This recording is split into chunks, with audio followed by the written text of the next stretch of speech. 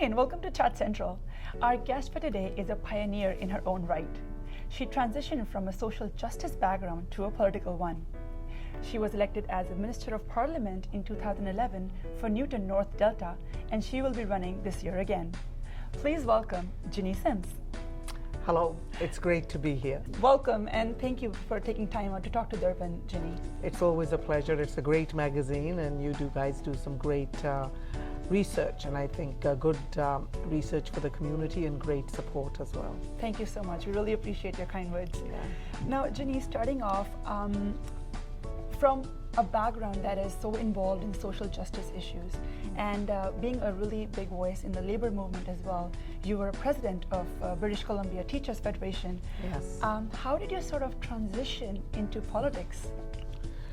Well, I still see myself as a social justice activist. I became active in the Teachers Federation because I realized that to be a good teacher, you have to leave your classroom. Because the children who walk into your classroom bring racism, poverty, gender issues, all the isms that exist, violence in the homes, the drug addictions, all of that walks into the classrooms, including the people who don't have decent housing, and kids coming to school hungry. And no matter how much charity work we do and how much we bring from home, it's never going to be enough.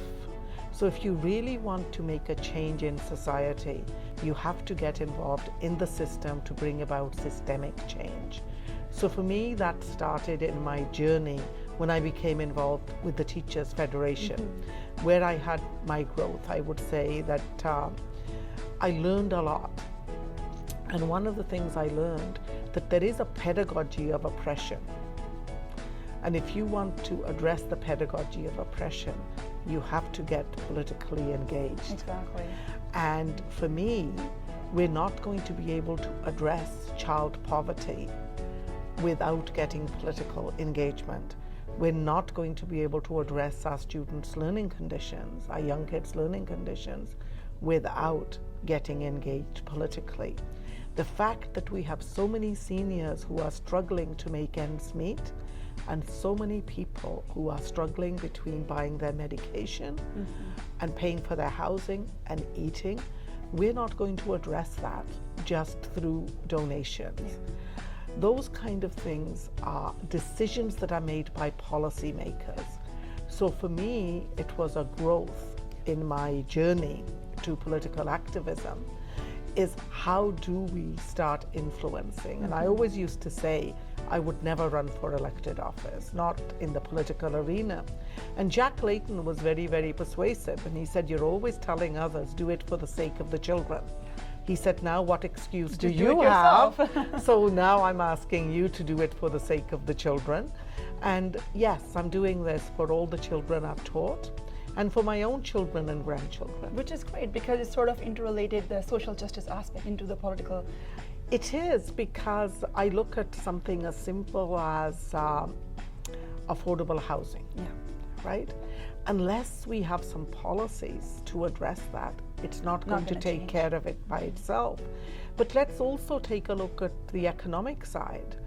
As long as we are just taking our wonderful, rich resources and shipping them to other countries, we are not going to have jobs for our youth. Yeah.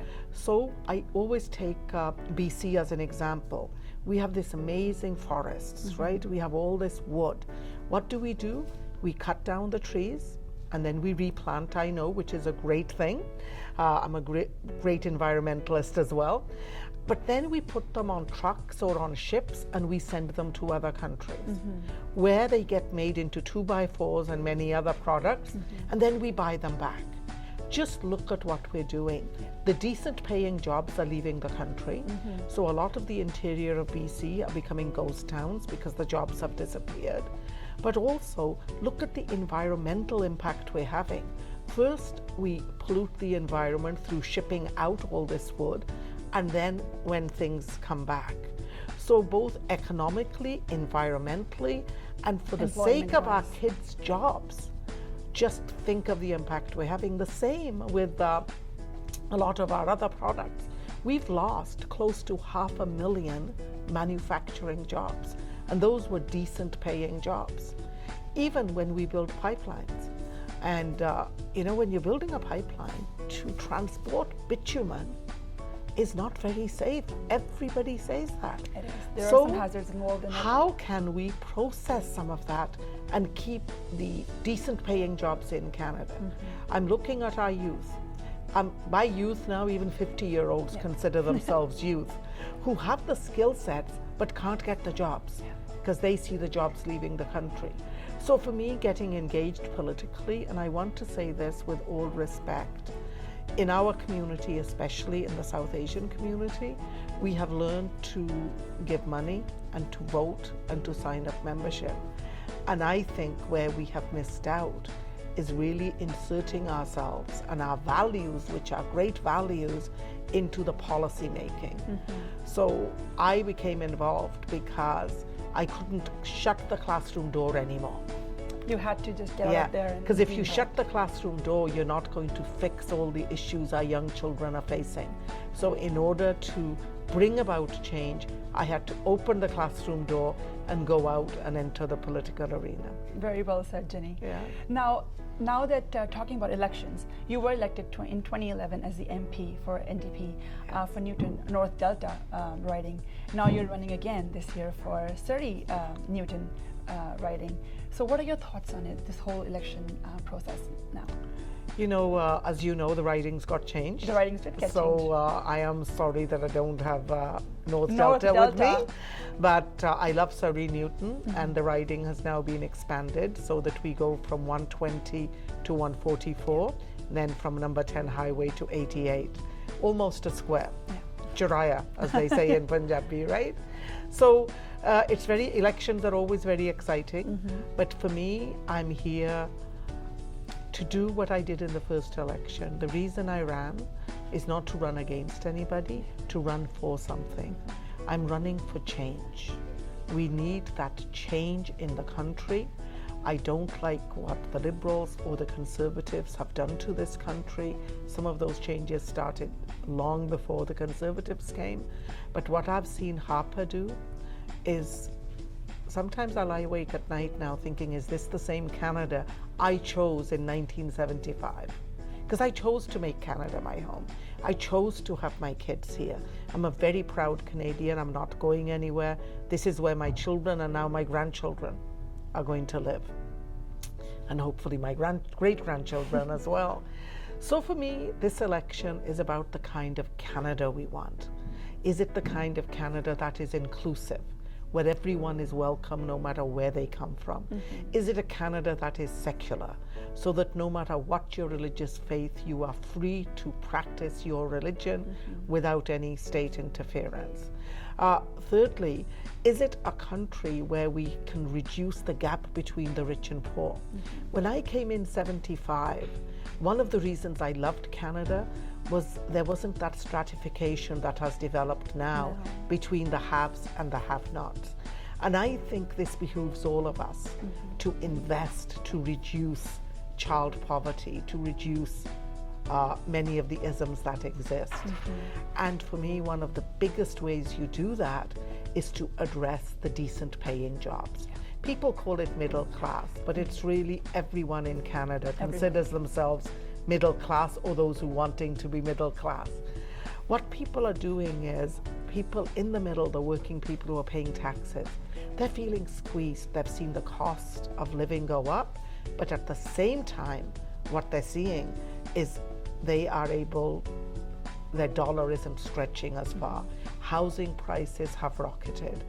The new jobs that are being created, a lot of them are part-time jobs, they're precarious jobs, and many of them are barely above the minimum wage.